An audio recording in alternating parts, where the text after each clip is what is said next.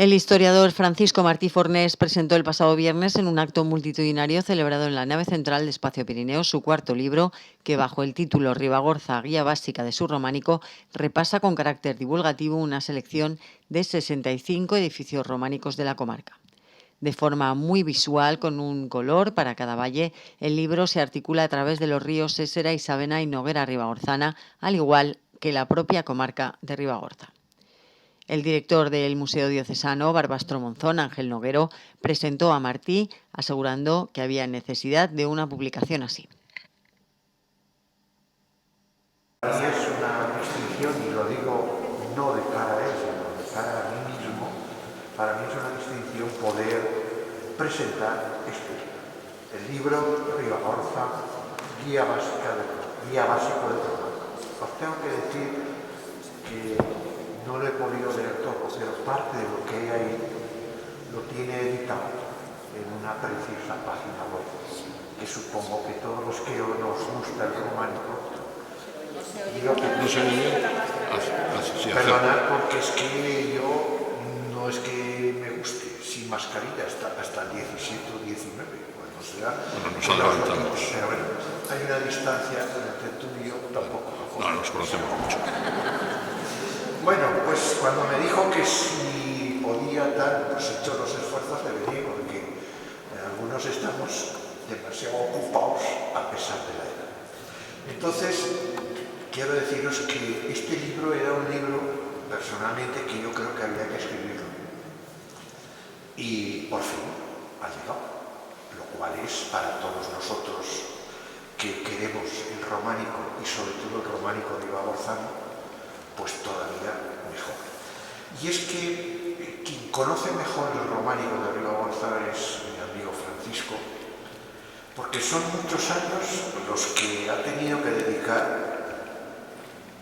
y muchos kilómetros, no solo con el Suzuki, sino andando, y por caminos casi intransitables, mirando casi piedra tras piedra.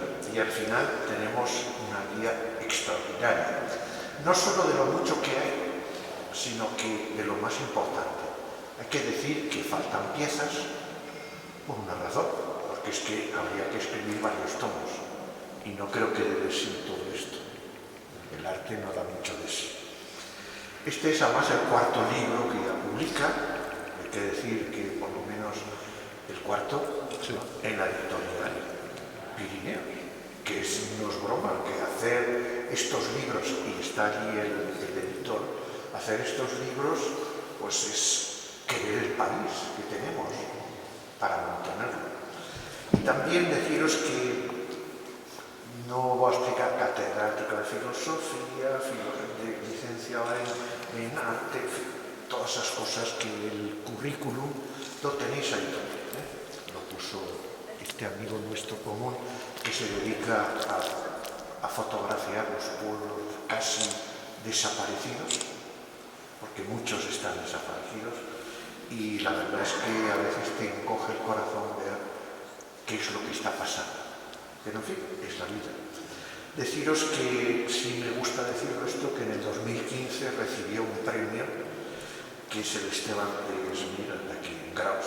Y además el blog románico ribagorzano wordpress.com para mí es una de las páginas que consulto muy a menudo para descubrir muchos ermitas que yo no conocía de aquí, de Ribagorza. Por otro lado, quiero decir que ha escrito lo de los pilarets y cruceros, que eso no había nada. Graus y su románico, que es interesantísimo porque tenemos a veces a un palmo de terreno casi varias obras románicas y las desconocíamos. Y una obra para mí muy importante es Capella, y especialmente su retablo. Tenemos ahí en Capella un retablo que es una pieza excepcional. No se le valoraba, pero ahora yo creo que se le valora más. Deciros también que él es un investigador del arte románico, además de filósofo, que también tiene su filosofía románica. y es un enamorado de él. Y ha dividido en 3 rutas el libro: la ruta del Ésera, la ruta del Isábena y la ruta del Noguera Ribagorza. Agradecido por la masiva respuesta que demuestra que el románico es algo vivo, importante y que sentimos como nuestro, Martí Fornés agradeció su aportación al propio Ángel Noguero y a otras personas antes de detallar el contenido del libro. De todos los edificios, también a él, muchas gracias. También, como siempre, a Maite y a José Luis, los editores de Editorial Pirineo, que siguen estando al pie del cañón y que gracias a ellos es posible la edición de muchos libros que de otra manera no sería factible. Gracias a ellos podemos tener ese legado que va a quedar. Ya sabemos que estamos en un mundo muy informatizado, muy tecnologizado, pero el libro, el papel y el texto siguen teniendo su importancia. Y gracias a gente como ellos pueden seguir vigentes y los podemos tener aquí, los podemos manejar. Yo utilizo libro electrónico, yo utilizo muchísimo Internet. Antes lo ha citado don Ángel Noguero, ha citado la web que tengo, ¿no? El románico ribagorzano y tal, lo tengo ahí. Pero también creo que muchas veces es necesario coger un volumen, coger un texto, tenerlo en las manos, tener ese papel y ese papel que nos puede servir, como en este caso, de guía en el coche, para llevarlo en la guantera, para sacarlo en un momento dado y decir qué ruta vamos a hacer este domingo la familia, qué podemos seleccionar. Pues yo creo que ahí el papel muchas veces sigue siendo insustituible y creo que por muchos años. Confío en ello y espero que sigamos así. Y después las gracias a todos los amigos ribagorzanos que me han ayudado a encontrar caminos, veredas, lugares, todos muchas gracias. Y un recuerdo especial, no quiero terminar sin él, a una persona que nos dejó recientemente, con la que habíamos hablado de este libro, que siempre me había animado en todo lo que, en cualquier empresa que había iniciado, que es el recientemente fallecido amigo, conocido creo de todos vosotros y amigo prácticamente también de todos, que es Antonio Angulo, que nos dejó hace muy poco y que sé que estaría muy a gusto aquí. Y quién sabe si allí donde está no lo tenemos también presente. Quiero darle un agradecimiento y un recuerdo a él. He hablado ahora del blog. Vamos a empezar. ¿Qué pasa con este libro? ¿Tiene algo que ver con el blog? Bastante. Lo que pasa es que el blog es un trabajo exhaustivo y es un trabajo incluso para especialistas, para gente que quiere encontrar aquel rinconcito y tal. Pero para curiosos de cualquier tipo, para gente no tan introducida en el románico, he pretendido hacer algo que sea suficiente divulgador, algo dirigido al gran público. Y esto es la guía, alguien que decida ver esos lugares o a veces, sin verlos, desplazarse a ellos mentalmente. Creo que el libro contiene una buena cantidad de fotografías para poderlo disfrutar desde un sillón. O sea, muchas veces no hace falta desplazarse. Muchas veces también en el sillón podemos tener ese viaje imaginario que puede ser plenamente satisfactorio, aunque no veamos las cosas in situ. Como he dicho, no es algo absolutamente exhaustivo, por lo tanto, encontraremos a faltar cosas. Hemos hecho una selección, todos comprenderéis porque todo no puede estar ahí.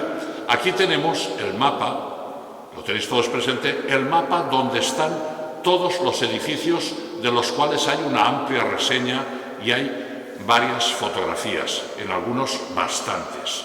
Veis que está en colores, claro, aquí no lo apreciáis muy bien, pero en el libro se aprecia muy bien, incluso en las hojas del libro, en el borde, los editores han tenido muchísimo cuidado en reproducir esos colores, y entonces por los colores del límite de la página sabemos en cuál de esas rutas estamos.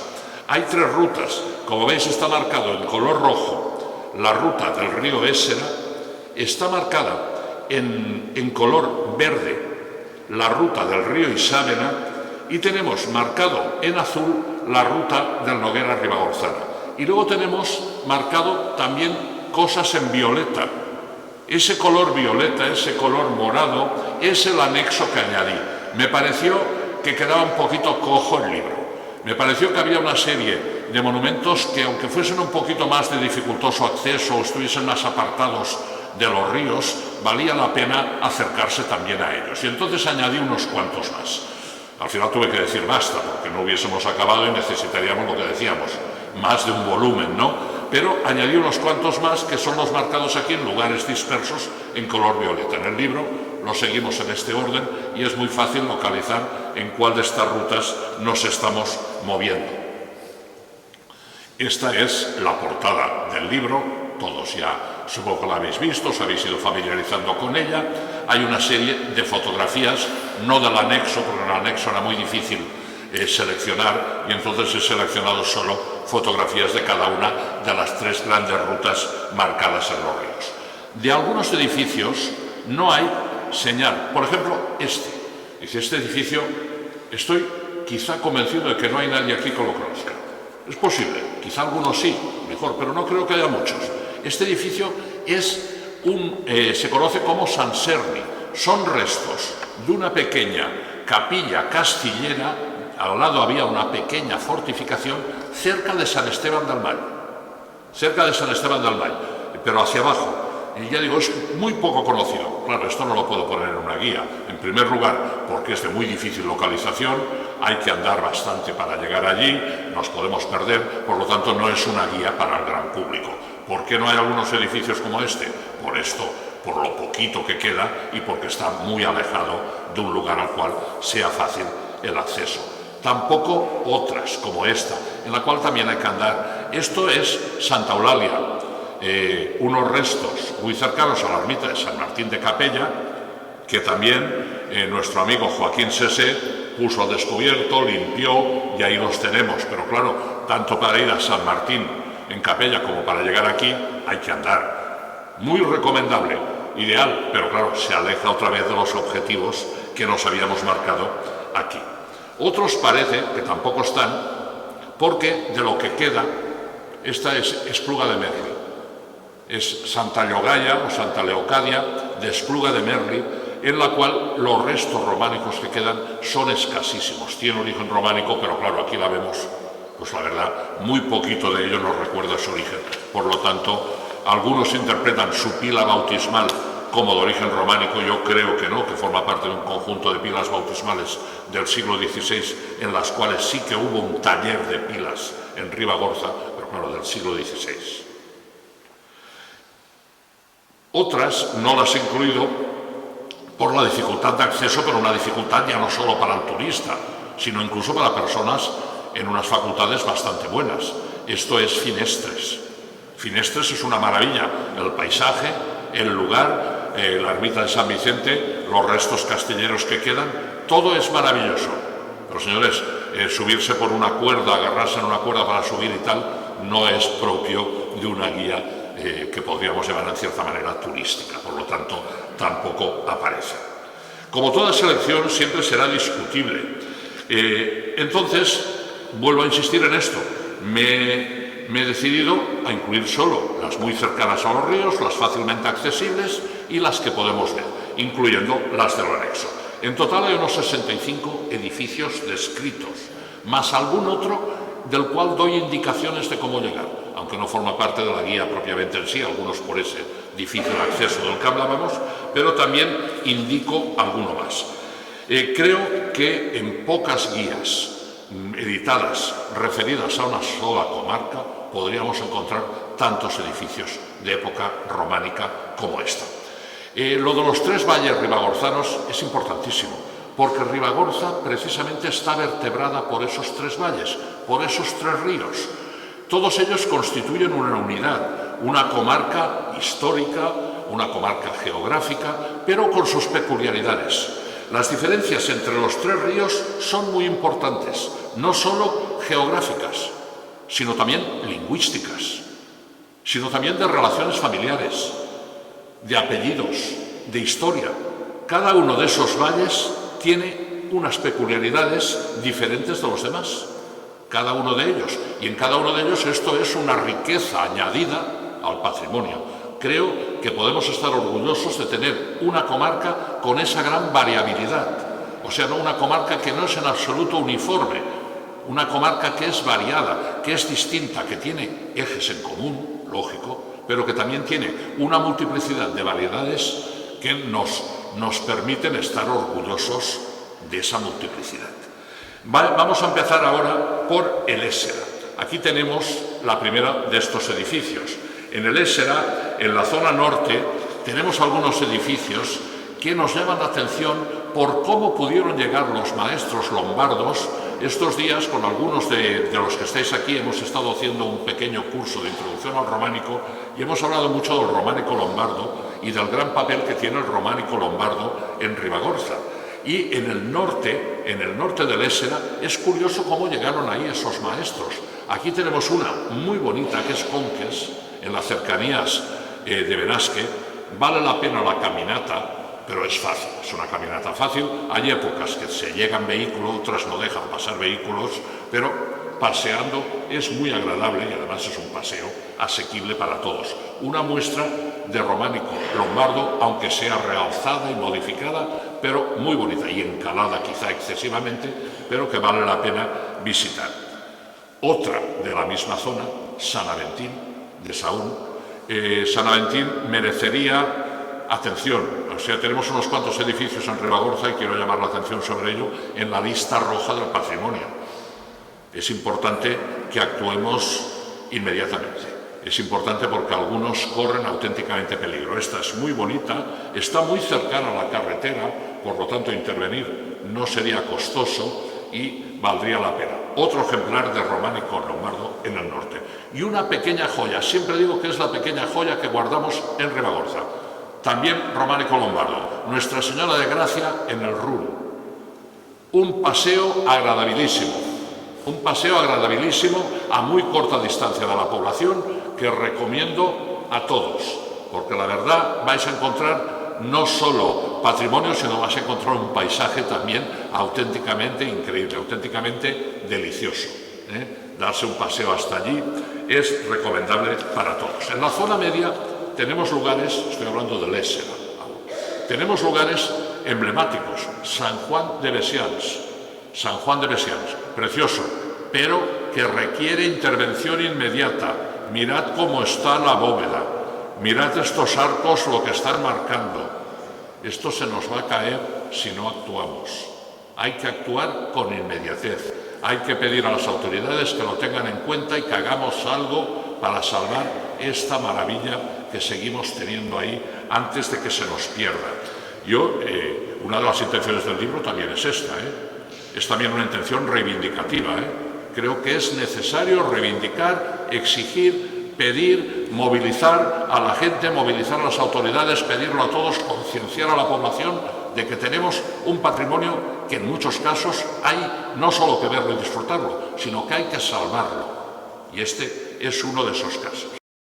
Aquí tenemos otro caso precioso también ahí, que es la Piedad de Santa Liestra.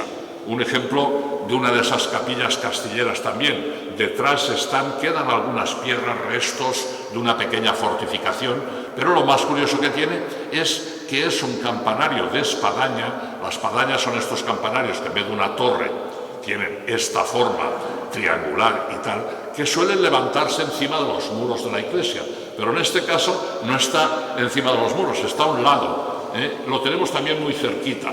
Hay que andar, pero muy poquito. Está muy cerca de la carretera, se deja el coche en el túnel, los que conozcáis Santa Liestra en la zona, y desde allí en 5 minutitos estamos arriba. Es otro lugar para disfrutarlo bien. Y en los alrededores de Graus, algunos de los lugares más conocidos. Fantova, que creo que es una de las fotos más familiares para todos.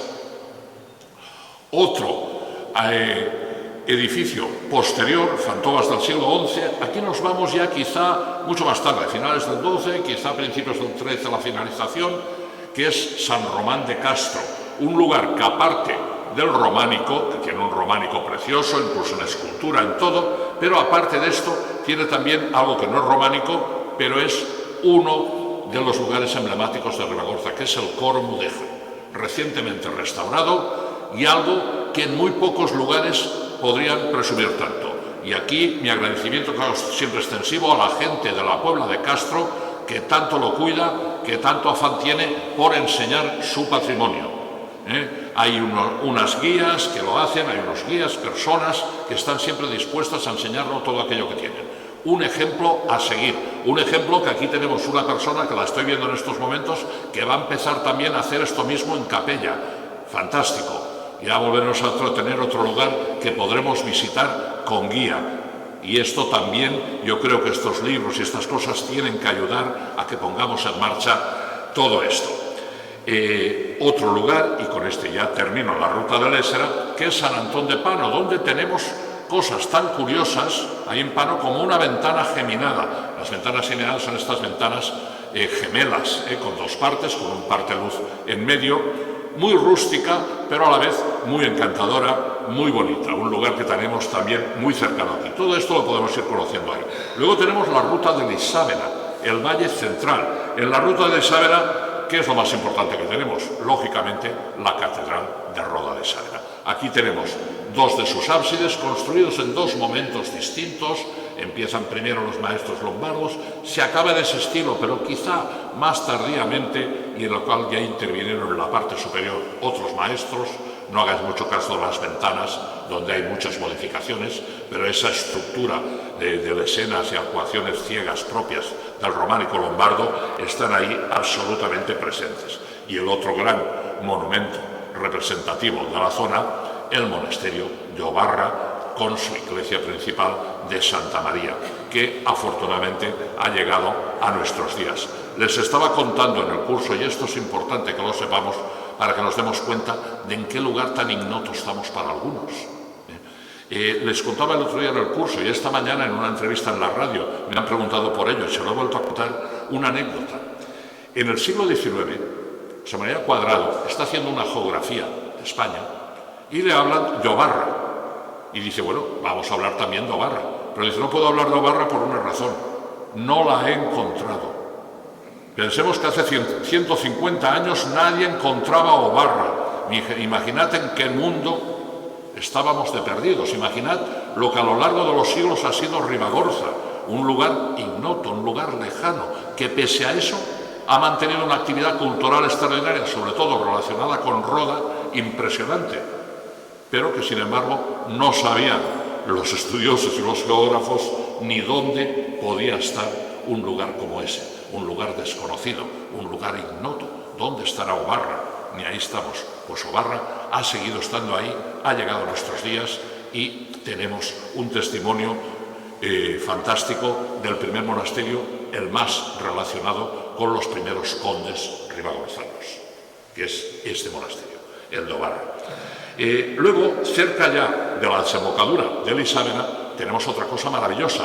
Uno de los que digo yo que es de los 5, con los dedos de esta mano se pueden contar los puentes medievales de ese nivel en España. Y uno de ellos, y el que menos modificaciones ha tenido, es este, el puente de Capella. Quizá tardorrománico, quizá algo más tardío, pero ya digo, uno de los 5 puentes medievales mejores de España, sin ninguna duda. A mí quizás el que más me gusta porque es el que menos modificaciones ha experimentado. En muchos ha habido más restauraciones, más cambios. El de Capella se está manteniendo prácticamente como tuvieron que pasar esos grandes rebaños que seguro que pasaron por ahí en época medieval. Se ha mantenido prácticamente como estaba entonces.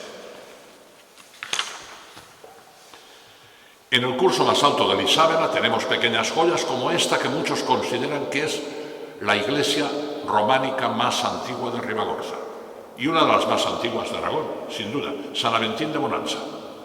Muy pequeñita, a un paso de la población, en un pequeño montículo, auténticamente encantadora. Otro lugar a destacar. Y luego, también quiero señalar de ahí, aunque esté un poquito más apartado de la ruta, pero todavía muy cercano al nacimiento precisamente de Lisávena, una que estaba en la lista roja del patrimonio durante muchos años y que se ha restaurado muy bien, afortunadamente. San Esteban de Villarrué. Un tanto para apuntarse quienes han realizado la restauración. Ahí hay que colocarse medallas. Ojalá podamos repartir más medallas de estas en todas esas que siguen estando en la lista roja del patrimonio y de las cuales he estado hablando. En el Noguera Ribagorzana, cosas que tenemos allí. unos espectaculares torreones de los castillos, de lo que queda. Aquí tenemos uno de ellos, que es el de Luzás, magnífico, un torreón magnífico, y los restos del castillo. El castillo tenía una cierta extensión, no era solo la torre. Pensemos que eso es la torre maestra únicamente. En este caso, rectangular, pentagonal en su apariencia externa, no en la interna, que es cuadrangular, y algo diferente de las demás, pero prácticamente de la misma época que otras, como esta de aquí, que es la de Viacamp. Lo que decimos de la restauración, hay que restaurar, aunque a veces se hagan cosas como esta que pueden parecer discutibles. Aquí vemos la escalera metálica que nos permite acceder al interior de esta torre. Y algunos dicen, ¿qué barbaridad han hecho ahí? No, ninguna barbaridad, porque lo han hecho tan bien que si en un momento dado hay que desmontarla, la podemos quitar y dejar la torre exactamente igual como estaba. Yo creo que esto vale mucho la pena tenerlo en cuenta en las restauraciones. A veces hay algún arquitecto que tira por lo recto y bueno, lo hacemos así. ¿Qué destrozamos esto? Pues no pasa nada, no, aquí se ha hecho bien. Podemos acceder al interior, podemos ver la torre interiormente gracias a esa escalera y en un momento dado, en cualquier momento, podemos deshacer lo hecho si no nos satisface o vamos a grabar una película, pongamos por caso, ¿no? Y podremos recuperar la torre tal como estaba sin ningún tipo de problemas. Otra de esas grandes torres y alguna que desgraciadamente hemos perdido hace poco tiempo, Montañana. Todavía la gente, a mí me ha contado mucha gente que todavía recuerdan el estruendo de cuando se cayó, no hace tantos años, Ya me movía yo por estas tierras cuando se derrumbó. Solo nos queda este recuerdo, este fragmento de la torre de Montañana, de las muchas torres que habíamos tenido aquí. Esto tenemos que evitar que nos ocurran las demás. Si hay que hacer restauraciones como la que hemos visto antes en Viacamp, pues se hace. Pero evitemos que nos vuelvan a pasar estas cosas, como la que nos pasó aquí. Y hablando de Montañana, aquí vemos también los restos del Torreón, tenemos que hablar que tenemos un pueblo medieval. No es solo restos románicos, tenemos un pueblo auténticamente medieval en la comarca. Y este pueblo es Montañana.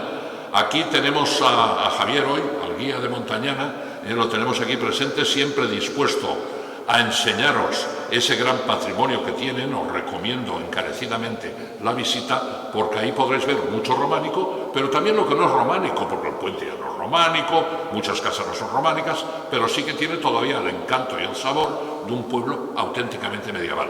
Además, hacen recreaciones históricas, o sea que es algo que queda muy bonito y muy bien. Aquí vemos restos de la torre y la iglesia que preside arriba, la que había sido al principio la iglesia castellera, que es Nuestra Señora de Valdós. Y aquí tenemos otra cosa, que es la portada de la otra iglesia que tenemos allí, que es la iglesia de San Juan abajo, ya a orillas del río. Aquí tenemos otro de nuestros grandes monasterios, el monasterio de Alaón, en el cual nos ha estado hablando antes Ángel Noguero de él, ese otro gran monasterio auténticamente precioso, no tan antiguo quizá en su apariencia actual como Obarra, pero que también es un auténtico encanto, con cripta, con muchos recuerdos en muchísimos sentidos, con un mosaico que vale la pena ver. Todas estas fotos las podréis ver perfectamente en el libro.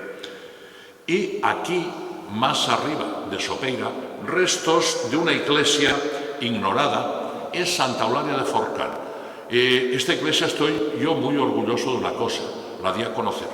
Esta iglesia, no entiendo yo, como estaba a un paso de una carretera general, era absolutamente desconocida. La conocían los del pueblo, porque forma parte, una pared forma parte del actual cementerio abajo. Pero esto que queda en la parte de atrás, junto al río, nada, ninguno de los especialistas, ninguno de los estudiosos nunca había hablado de ella. Y me siento muy satisfecho de haberla dado a conocer, porque tenemos ahí otra vez una obra lombarda auténticamente curiosa. Además, con una curiosidad, podemos comprobar, si miramos los sillares, estos sillares estrechitos y alargados, son iguales que los del actual campanario de la iglesia que hicieron arriba en el pueblo. O sea que se llevaron los sillares de aquí para construir la iglesia nueva y el campanario de esa iglesia arriba. Y ahora algunas cositas del anexo para que las veamos. En algunos lugares tan pintorescos, otra vez con una ventana geminada, esta en ese nido de halcones, en ese monte de halcones que es Monfalcó, la de San Bonifacio y Santa Quiteria de Monfalcó, a orillas del embalse, un auténtico espectáculo visionarla desde allí. También tenemos lugares profundamente enigmáticos que necesitan aún ser estudiados a fondo, o sea, que este libro no acaba nada, Este libro también abre puertas para que los estudiosos en el futuro podamos conocer mucho más todo lo que tenemos cerca. Santa María de Cajigar es un lugar que auténticamente lo merece y en el cual tenemos mucho que saber y mucho que investigar. Tenemos también lugares aislados, pero preciosos, con iglesias tan bonitas como esta. Esta es la iglesia de San Vicente de Tresserra.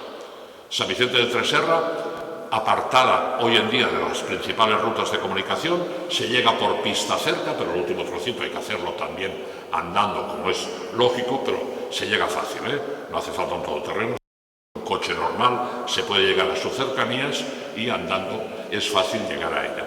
Es un auténtico encanto en un lugar absolutamente despoblado en el que parece que allí no encontremos nada. Otro lugar muy bonito, totalmente aislado, esto es la Cuadra de Calvera, Santa María de la Cuadra de Calvera. En el camino, en una pista, es una pista esta ya no tan buena, pero es la pista que baja hasta Castrocid. Y muy cerquita tenemos esta antigua ermita que, por desgracia, como muchas otras propiedades eclesiásticas, pasó a manos privadas con la famosa desamortización del siglo XIX, que tantos desastres ha originado en nuestro patrimonio. El principal daño recibido por nuestro patrimonio, y esto hay que repetirlo, fue la desamortización. Pasaron a manos privadas, se intentó quitar a la Iglesia y a los señores sus propiedades para repartirlas, en teoría, a los pobres. Pero ya sabemos que esto no suele ocurrir. En vez de ir a manos de los pobres, llegan a manos de los caciques y los resultados han sido auténticamente nefastos. Y este es uno de esos casos en los que todavía es utilizado como redil. Ahí dentro duermen las ovejas, ahí dentro está la paja. Cosas de estas que no deberían ocurrir, pero que por desgracia siguen ocurriendo ahí. Y otra muy bonita, y que aquí hubo unos años en que hubo dinero y afortunadamente se hicieron unas restauraciones muy buenas. Esta restauración se hizo en helicóptero, como algunas otras, como la de Finestres, y esto es la iglesia de Santa Eulalia de Betesa, Santa Eulalia, en Betesa. Hay una pista que llega hasta allí, pista ya para todo terreno, la he incluido en el anexo porque creo que es un edificio que lo merece, pero claro, un acceso un poquito más difícil de lo normal, pero es un lugar auténticamente valioso. Vamos a hablar también un poquito del patrimonio que se ha perdido. Hemos perdido mucho en Ribagorza. ¿Por qué? Hemos perdido por la guerra civil ribagorzana, que hizo muchísimo daño, pero, por ejemplo, en lugares como Benabarre, que fue tremendo. Benabarre ha sido destruida y reconstruida muchas veces, porque es que Benabarre lo ha recibido todo, en todas las guerras, siempre, hasta las guerras carlistas del siglo XIX, en Benabarre ha pasado de todo. Digo Benabarre, no es que el resto de Ribagorza lo haya recibido, pero Benabarre, que era su capital histórica, el lugar más emblemático del condado, ha sido que quizá más daños ha recibido en toda esta azarosa historia que ha llegado a tener. Los daños también los tuvo en Graus, también la guerra civil ribagorzana repercutió mucho en Fals, etc. No hagáis caso de esta fotografía que viene después. La guerra de los segadors de Cataluña, la guerra de sucesión, la guerra de la independencia, todas ellas han afectado también mucho al patrimonio de la comarca. De la desamortización ya hemos hablado, y los últimos destrozos de la pasada guerra civil de 1936, en la cual no tanto los edificios, pero sí su contenido recibió muchísimo. Fue incendiado y destruido en muchísimos casos, y en otros simplemente desapareció. Otro cambio, otra cosa que también ha afectado mucho al patrimonio ha sido el cambio de gustos artísticos. Esas pequeñas y oscuras iglesias románicas corresponden al gusto de una determinada época, corresponden a una manera de sentir alrededor del año 1000, superado incluso los miedos y temores del año 1000, muy diferentes a lo que ocurre en el mundo gótico, donde las ciudades se imponen sobre el sistema feudal, o lo que ocurre en el Renacimiento, que se vuelve a recuperar la antigüedad clásica, o ya no digamos los gustos del barroco, por lo recargado, la austeridad del románico no gusta, y entonces pues muchas iglesias se suprime el ábside románico o simplemente se tapa con un retablo renacentista o barroco, y entonces este cambio de gustos artísticos también ha afectado muchísimo a nuestro patrimonio. A veces por el hecho de tener dinero. A veces tenemos suerte de que Ribagorza haya sido pobre, porque ha habido pueblos que no han tenido la oportunidad de renovar la iglesia, porque no había medios. Y gracias a esto hemos podido conservar la iglesia original. O sea que muchas veces la pobreza le tenemos que agradecer a una cosa triste, pero le tenemos que agradecer el haber conservado patrimonio que allí donde ha habido medios nos lo hemos cargado, lo hemos destruido y lo hemos sustituido por nuevos edificios. Por ejemplo, y ahí ya podemos enlazar con esto. Esto es lo poquito que queda de románico en la Virgen de la Peña. Claro, ¿qué ocurrió? ¿Había una ermita románica en la Virgen de la Peña? No una ermita, una iglesia románica, claro que sí. Pero ¿qué pasó con esa iglesia románica? Que cambiaron los gustos artísticos, aumentó la población, había que hacer algo mucho más grande, se tenía otra idea de cómo debería ser la iglesia, se cambió incluso la orientación y tenemos ahora una espléndida iglesia renacentista. Eso no le quita ningún mérito, pero claro, la iglesia románica, lógicamente, la hemos perdido y ha desaparecido. Aquí tenemos en el muro norte estos poquitos restos. Tenemos que también pensar en el abandono, en la desidia, en todas las cosas que han ido pasando, que han ocurrido, por ejemplo, ahora muy recientemente, se nos acaba de hundir Portaspana. Lo tenemos ahí cerquita, se nos acaba de hundir. O sea, hemos perdido otro de los restos que teníamos y estoy hablando de cosa de hace muy pocos días. Otras veces han desaparecido las cosas, no sabemos por qué. Esto estaba a principios del siglo XX, este crismón tan curioso, este lábaro, como queramos llamar, está en la fachada de San Miguel. Quiero creer que sigue embebido en el cemento, en el revocado de esa fachada. No lo sé, pero podría ser que algún día tuviésemos una sorpresa. Podría ser que todavía lo tuviésemos ahí. Esto sería, vamos, algo auténticamente emblemático para Graus, si es que todavía se conserva. Si desapareció, ya digo, es una desaparición del siglo XX, bastante reciente y lamentable si es que no lo podemos recuperar. En otros casos, ahí la que estábamos comentando antes, de cómo se convierte en cuadra, antes hablaba de Santa María de la Cuadra de Calvera, aquí tenemos una fotografía de su interior, ya podéis ver en qué estado, qué respeto nos pueden llegar a merecer estas cosas cuando las vemos así, únicamente podemos echarnos a llorar, no podemos hacer nada más, pero ahí estamos. En algunos casos no hay que buscar responsables, en algunos casos simplemente tenemos que pensar que la gente se ha ido, la despoblación ha hecho que se abandone, la gente no ha vuelto ahí, las cosas se han ido hundiendo y aquí tenemos algunas cosas como la iglesia de Torruella, que debió ser preciosa, la iglesia también lombarda, Torruella, término municipal de Graus, ahí la tenemos hoy en día abandonada y no solo abandonada, sino en algunos casos incluso difícilmente visitable debido al sistema caciquil de los dueños de algunos terrenos que hay en sus proximidades. Y desde aquí lo quiero denunciar y afirmar. Es intolerable que hoy en día gente se apropie de cosas que no son suyas, porque las calles no son suyas, las iglesias tampoco son suyas, se apropian de ellos como si fuese suyo e impiden incluso la aproximación, estudiar la historia o incluso la toma de fotografías, testimonio de lo que nos queda. Y yo lo digo porque me pasó un pequeño incidente y no hace muchos días, en compañía de Cristian Laglera, del que he hablado antes. No creo ni que Cristian Laglera ni que yo seamos gente muy peligrosa para nada, ¿no? No creo que seamos facinerosos de ningún tipo y fuimos tratados prácticamente como si lo fuésemos. Algo auténticamente deplorable que creo que hay que denunciar. Y quiero acabar con una última llamada para salvar cosas. Mirad qué grieta hay en esta fachada. Esto es Puigcremat, lo tenemos aquí al lado. Esta grieta se va haciendo grande. Hay otra grieta en el encaje del ábside. Y esto con muy poquito dinero se puede salvar. Pero otra vez lo que decíamos antes, está en manos privadas. Criticamos mucho a las instituciones públicas. Criticamos mucho a la Iglesia. Las instituciones públicas han cometido errores. Han cometido a veces olvidos imperdonables. La Iglesia también, hay que decirlo. Pero cuidado lo que está en manos privadas. Antes hablábamos de lo que hay desde la desamortización y en muchos otros lugares. Hace falta también concienciar a la gente de que ya que tienen un patrimonio, ese patrimonio está en sus manos, tienen que ser también conscientes con las ayudas que sean necesarias.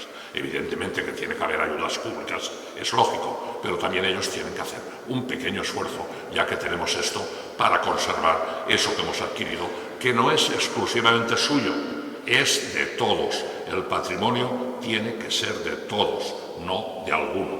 Lógicamente hay unos propietarios, yo no voy a discutir la propiedad privada de nadie, pero por favor, una cosa es que la propiedad privada, sea de quien sea, que esté en un museo, es de ese museo, lógicamente, el cuadro, pero tenemos derecho todos a verlo, esa es la cuestión, y tenemos todos derecho a que eso se conserve, se cuide y tengamos mucho cuidado con ello. El libro quiero que sea precisamente esto, una ayuda para amarlo más, para conocerlo más y para luchar más por él, para defenderlo y para combatir exigiendo a quien se le tenga que exigir que se hagan cosas, que se restaure, que se conserve y que lo pongamos todo este patrimonio al alcance de todos. Muchas gracias por vuestra atención, que disfrutéis el libro, ese es mi deseo en estos momentos.